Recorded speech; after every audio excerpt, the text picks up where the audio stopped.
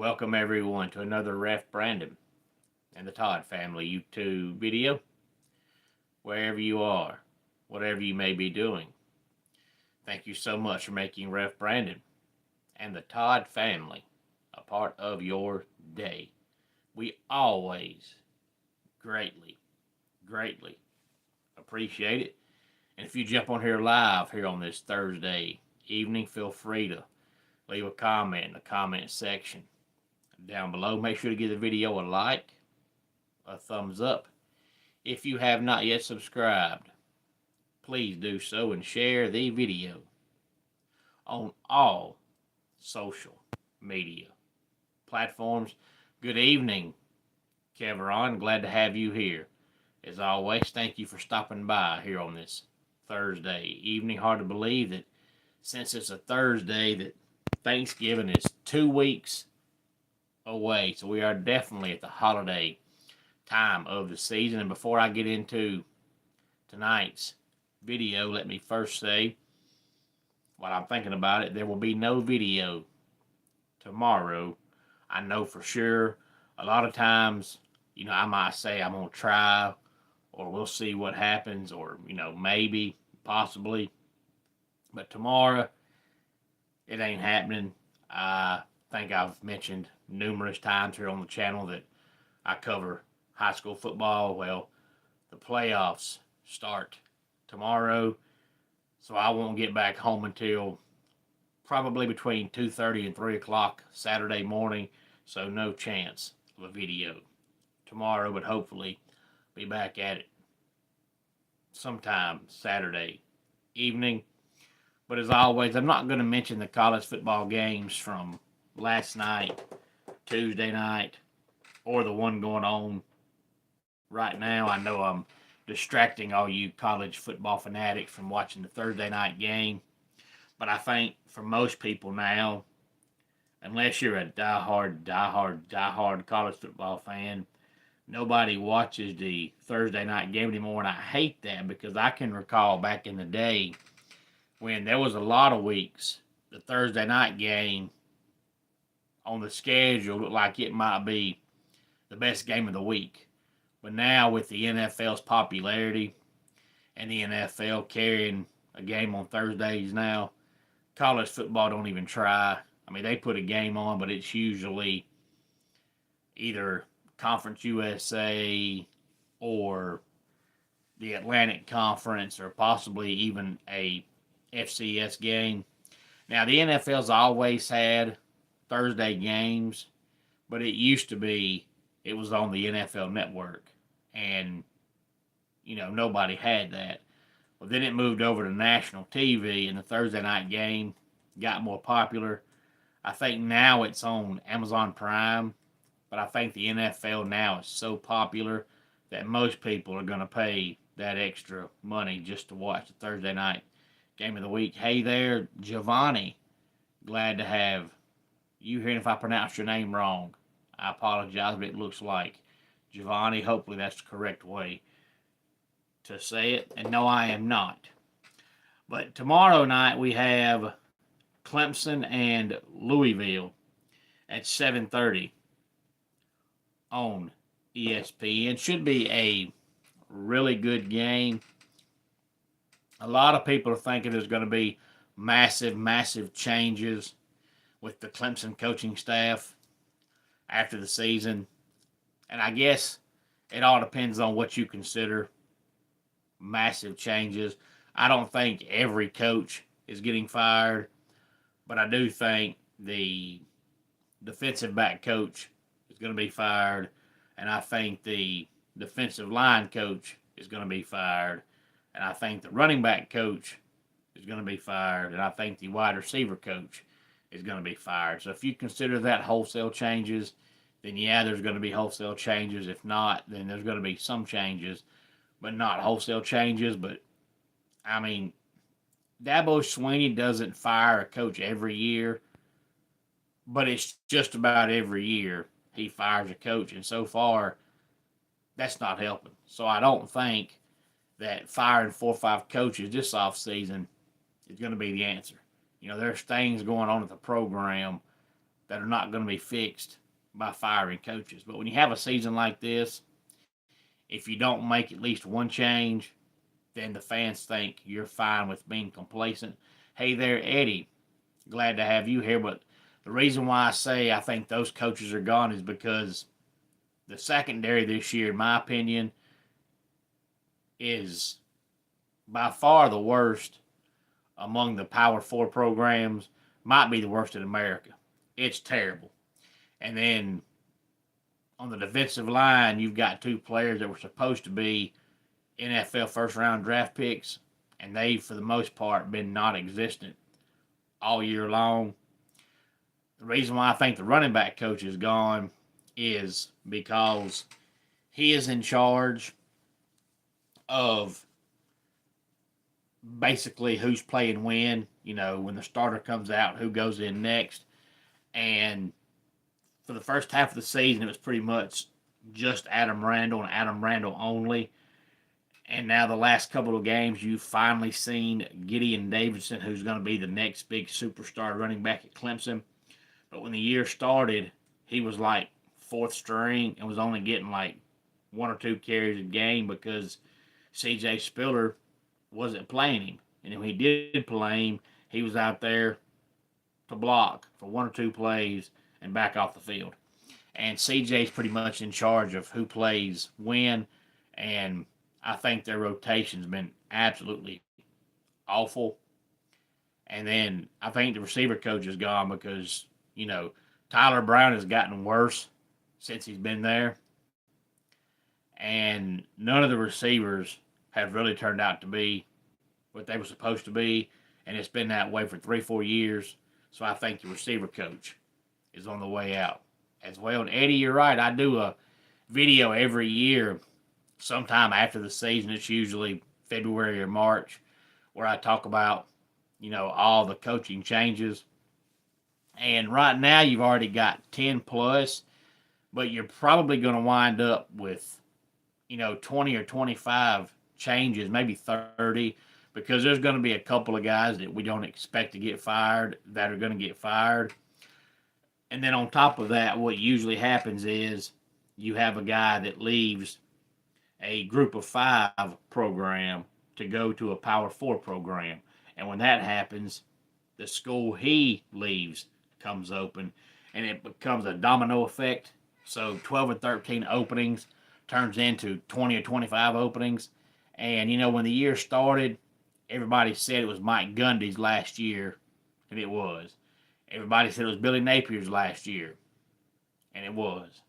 Everybody said it was Brent Pry's last year, and it was. Everybody thought it was Brian Kelly's last year, and it was. But all those guys got fired during the season and didn't make it through the season.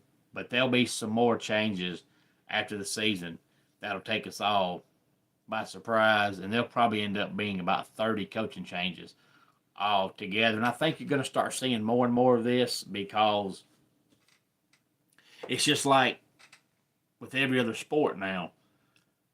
You pay these players lots and lots of money, and they don't perform, even if it ain't the coach's fault, it falls on the coach. And when you're paying players $5, $6, $7, $8 million to perform and they don't perform, it's the coach. You can't fire a player, and you've got to make changes. Otherwise, it makes it look like you're fine being average. So what happens is you fire the coach. So you're going to start seeing more and more of this because these players are going to make more and more money. And when you've got the players making more and more money, the team's not winning, it's got to fall on somebody. It's the coach. And I also think you're going to see more and more coaches stop getting such massive buyouts because they pretty much build the college game now just like the NFL game. And the NFL game, you don't see a coach get a huge contract and then get, a $45 million automatic bid if he gets fired. Your contract is your contract. So I think you're going to start seeing more and more coaches either not get a buyout at all, or it's going to be a lot smaller. That way it makes it much easier to fire these coaches when their team doesn't perform, but that's going to happen for sure. And you'll have coaches like Kirk Ferentz. It seems like Kirk Ferentz is going to coach at Iowa as long as he wants to. As long as he keeps that program out of trouble and makes them competitive and wins 7 or 8 games a year, he's going to coach there as long as he wants to. This is his 27th year coaching there. He shows no signs of slowing down. Iowa seems like they're content with him being their coach. They've had 2 coaches in about 40 years, so I think they're fine with him. And then I think Dabo's done enough at Clemson to where, unless he has 2 or 3 more really bad seasons, I think he's fine. But outside of that, you're going to see more and more coaches that you think would never get fired that are going to wind up getting fired. Also tomorrow night, Minnesota and Oregon, 9 o'clock on Fox. Now, maybe it's just me, but Oregon to me just hasn't been as impressive as they have the last couple of years. And, they beat Penn State, and I thought, oh no, here we go. And then ever since that game, they just have not looked impressive at all. I know they're still top 10, and they will be as long as they keep winning, but they just have not been impressive this year. And Eddie, you're right. I think Dabo is a fantastic coach.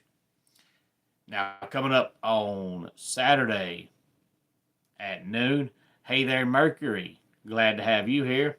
On the Big Ten Network, Wisconsin and Indiana. South Carolina and Texas A&M is the noon game on ESPN. And then the ABC noon game is a game that I personally think could be a really, really, really good game. That's Notre Dame and Pittsburgh. I'm not saying Pittsburgh wins the game, but I think it'll be very competitive, and it wouldn't surprise me if Pittsburgh wins the game. Michigan and Northwestern is the noon game on Fox. South Florida and Navy on ESPN2. And I wish South Florida would make the playoffs. And as we sit right now, they're going to make it because they're the highest ranked Group of 5 team. But their quarterback is really good. And depending on the matchups and where they go, I could see South Florida pulling off an upset in round 1 of the playoffs. Arizona and Cincinnati is the noon game on Fox Sports 1. Kansas State and Oklahoma State on ESPN. Air Force and UConn on the CBS Sports Network. And the UConn quarterback is really, really, really good. Jim Moore Jr. has actually turned UConn into, I'm not going to say a football school because their basketball team is still really good, but at least a formidable football school. For years and years and years, UConn was lucky to win 1 game in football. And then Randy Edsall came along and turned it around for them when he left. And when he left, they went in the tube fast. Well, Randy Edsall ended up coming back, but his second go around just didn't see the success of the first go around, so he got fired. But now Jim Moore Jr.'s came along, and they're actually having really good seasons every year now. 1 o'clock on TNT is West Virginia and Arizona State. Now, this game that I'm fixing to talk about is not on TV at all unless you have the extra package. I think it's on the SEC Network Plus, so if you want to pay extra money, you can watch it, but as far as national TV, it's not. But if you recall, Kentucky started the season with Toledo, and they won, but it was ugly. But Saturday at 1:30, Kentucky plays Tennessee Tech, and Tennessee is 10-0 this year, and they are really, really, really good. So don't be surprised if that game is a fourth quarter football game. I think Kentucky wins, but it's not going to be one of those games, at least in my opinion, where it's fourth quarter and it's Kentucky 45, Tennessee Tech 10. I just don't think that's happening. I think the Golden Eagles are going to hang with them, but I think Kentucky wins, but I think it's going to be a squeaker. 3:30 on ABC, Alabama and Oklahoma. I know that's the game Eddie is probably looking forward to this Saturday, and I hope it's a good game for the sake of I want it to be a good game so people can watch and not get bored watching. But even though Alabama can't run the ball, and even though Alabama can't stop the run, I still think they win by 2 touchdowns. Central Florida and Texas Tech is on Fox. NC State and Miami is the 3:30 ESPN game. And NC State seems like they can pull off one upset every year. And a couple of weeks back, they beat Georgia Tech, and that might have been their one and only upset this year. NC State's quarterback, C.J. Bailey, I mean, he's the real deal. He is good. But unfortunately, that's about all they have. 3:30 on the ACC network, Georgia Tech and Boston College. The Big Ten network, Iowa and USC and Iowa. You have to wonder how they're going to rebound, because if you missed that game last week, they had the lead late on Oregon, and Oregon kicked a field goal at the very, very end, so Iowa almost pulled off that major upset. Thank you for the kind words, Eddie. I appreciate that. ESPN2 at 3:30 is Virginia and Duke. Now, there's like a 5-way tie at the top of the ACC with one-loss teams. I think Virginia has one conference loss. Georgia Tech has one conference loss. Pittsburgh has one conference loss. But also up there is Duke. Now, if you look at Duke's overall record, it's not impressive. But they lost to Tulane, Illinois, and UConn, all out of conference. So Duke's conference record is just one loss. So you got Duke, Virginia, Georgia Tech, and Pittsburgh all at the top of the ACC, and Virginia and Duke play Saturday. CBS at 3:30 is Penn State and Michigan State. Fox Sports 1, Maryland and Illinois. The CBS Sports Network is San Jose State and Nevada. Now, 4:30 on the CW, North Carolina and Wake Forest. Now, a lot of people are back again talking about Bill Belichick going to the NFL because the New York Giants fired Brian Daboll earlier this week. And back in the mid to late 80s, Bill Belichick was an assistant coach with the Giants when Bill Parcells was their head coach. But not only do I not know whether or not Belichick wants the job, I don't know if the Giants want to hire the guy. The reason why Bill Belichick is in college now is because he wanted an NFL job, and out of all the openings, nobody called him. So if nobody called the guy last year, 2 years ago, why do we think all of a sudden now they're going to? I just don't know. 7 o'clock on ESPN, Florida and Ole Miss, and Florida needs to find some kind of offense, because last week their offense was absolutely embarrassing. I mean, it was awful. I'm not a big fan of Billy Napier, but since they fired him, their offense looks pitiful. 7:30 on NBC, Ohio State and UCLA. 7 o'clock, ESPN2, Utah and Baylor. Fox Sports 1, Purdue and Washington. Washington was having a pretty good season.